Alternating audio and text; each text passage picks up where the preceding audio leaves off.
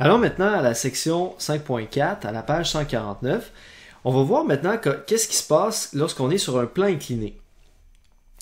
Ça, c'est vraiment important parce que quand on y pense, des objets, on n'est pas toujours sur le plat.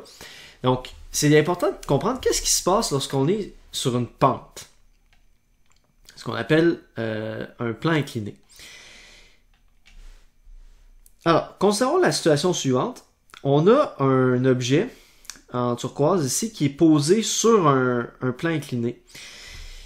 Et là, on sait que, par expérience, que si on lâche l'objet, il va glisser vers le bas du plan incliné, vers le bas de la pente, mais il ne va pas accélérer aussi vite que s'il était en chute libre.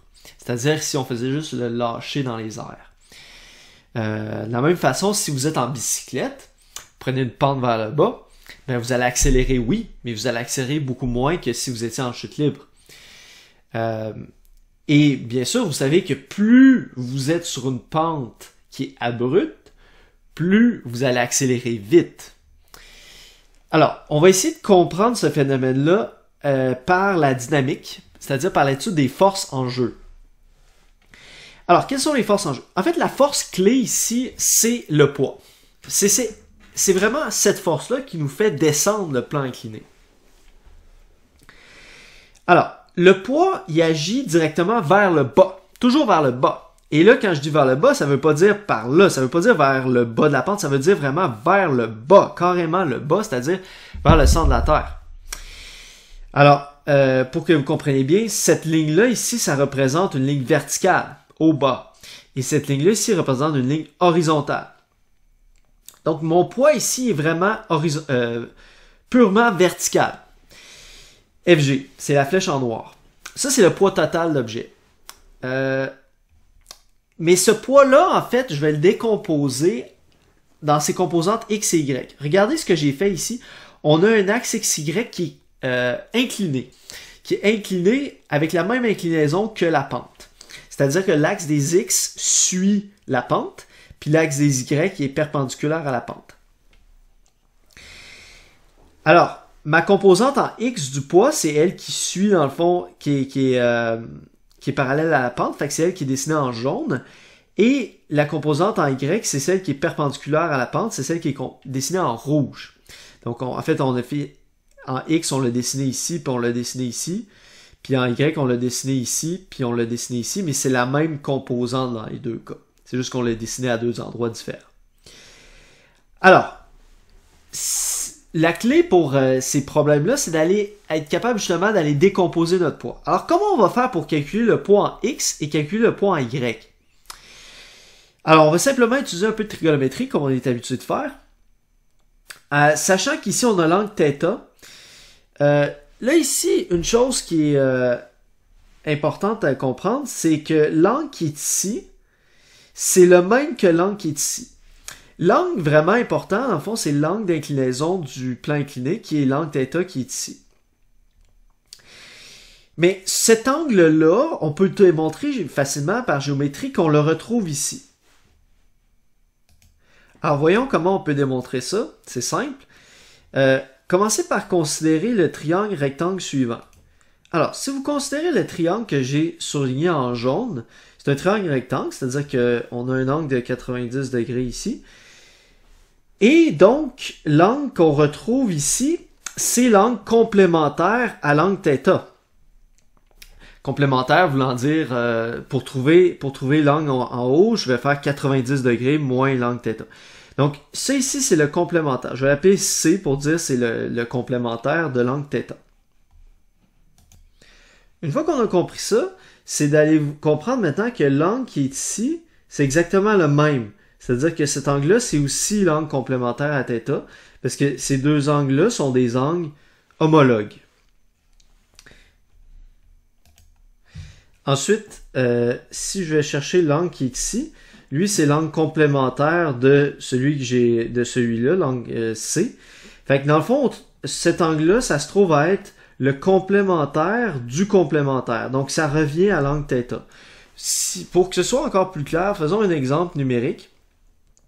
Si l'angle θ ici, par exemple, supposons qu'il vaut 30 degrés.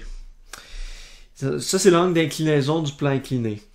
Alors, ça veut dire que ici on avait 90, fait que l'angle qu'on avait ici, c'est le complémentaire de 30. Donc celui-là vaudrait 60 degrés.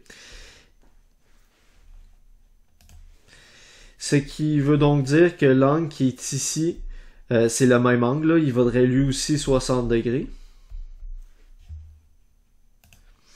Et maintenant, l'angle qui est ici, alors lui, c'est le complémentaire du 60. Donc celui-là ici, complémentaire de 60, on est à 30 degrés.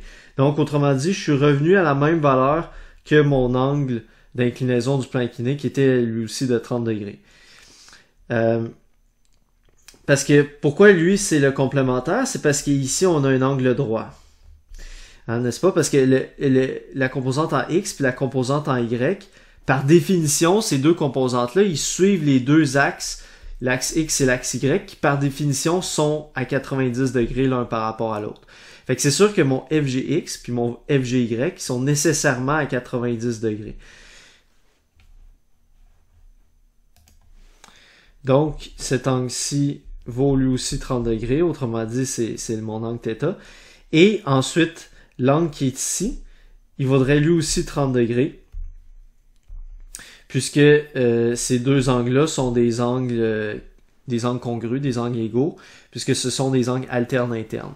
En fait, les deux lignes rouges, qui représentent la composante en Y du poids, sont parallèles, et donc ce sont des angles alternes internes, ils sont égaux. Donc, tout ça pour dire, tout ça c'est juste une démonstration pour vous prouver que cet angle-là ici, cet angle-là ici, puis cet angle-là ici sont tous égaux. Voyons maintenant comment calculer les composantes X et Y du poids à partir de la trigonométrie. Je vous suggère de commencer par considérer par exemple le triangle suivant.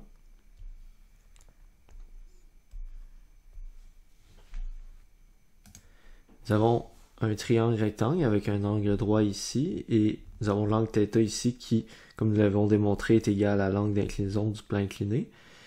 Nous allons appliquer le rapport trigonométrique sinus sur ce triangle par rapport à l'angle θ ici. Donc sin θ, vous rappelez la définition du sinus, SOHCAHTOA, SOH, sinus égale opposé sur hypoténuse.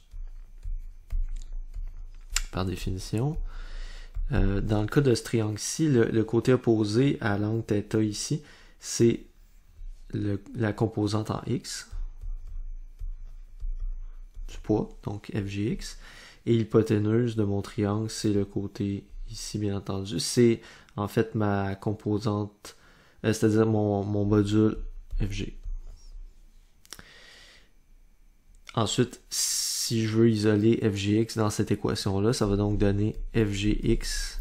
J'envoie le FG de l'autre côté, ça va faire FG fois sinus θ.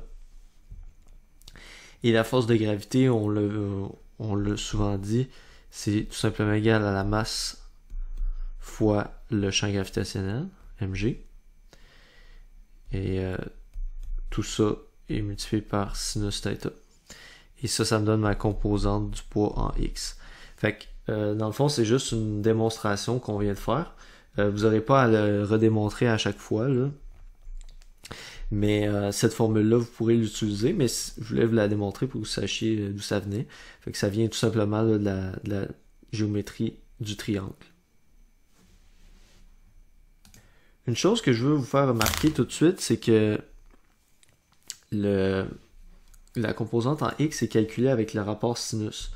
Ça, c'est quand même important de le remarquer parce que généralement, quand on faisait des calculs de vecteurs au chapitre 1, etc., quand on allait chercher la composante en X, on utilisait toujours le cosinus, puis on utilisait le sinus pour la composante en Y.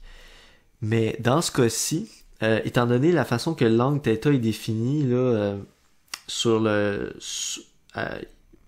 vu que l'angle θ c'est l'angle d'inclinaison du plan incliné, puis que cet angle θ là se rapporte ici, ça fait en sorte que maintenant c'est le sinus qu'il faut utiliser pour aller chercher le poids en X. Donc faire attention à ça.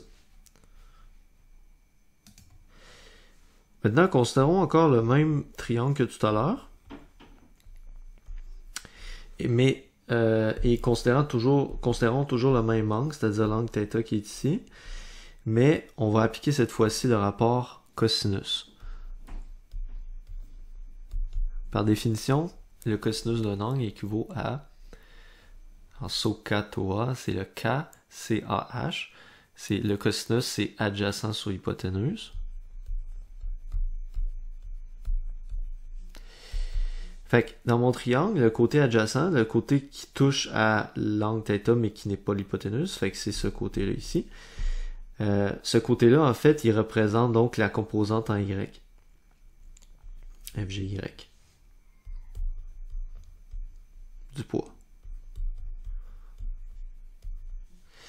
Et mon hypoténuse, ben, c'est toujours ce côté-ci qui est mon poids total, FG.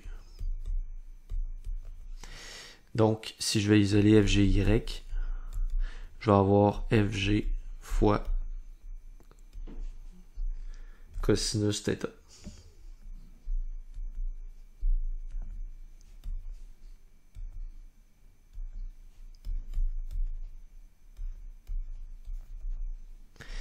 Et FG, je peux l'exprimer de façon plus explicite en disant le poids c'est M fois G. Et je multiplie ça par cosinus θ pour obtenir la composante en Y.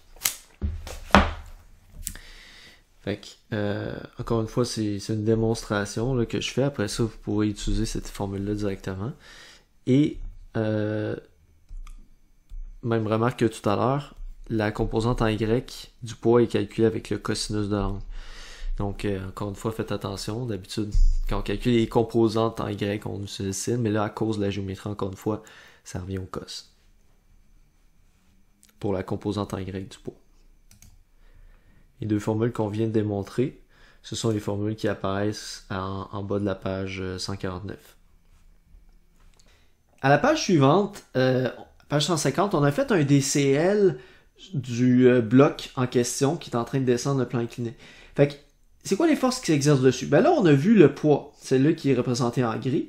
On l'a représenté en gris pâle parce qu'en fait, on ne sert pas comme tel de ce vecteur-là. On va se servir plutôt des deux composantes dont on vient de parler, la composante en Y en rouge et la composante en X en jaune. Fait qu'une fois qu'on a considéré les deux composantes, le vecteur lui-même, on l'oublie. Et l'autre force qui va agir aussi sur le bloc, c'est la normale. Puisqu'oubliez pas, le bloc est en contact avec une surface. Il glisse sur une surface. Donc, il y a une force normale qui agit dessus, perpendiculairement à la surface. Et là, ça permet de répondre à la question que j'avais posée au début de cette section-là. J'avais dit, comment ça se fait que quand on met sur un plan incliné, on accélère moins que si on est en chute libre? La raison est la suivante. Regardez les forces. On a le poids et le poids en Y et la normale. Ces deux forces-là, ils vont s'équilibrer. Donc, celle-là ici, la normale et le poids, ils vont s'annuler mutuellement.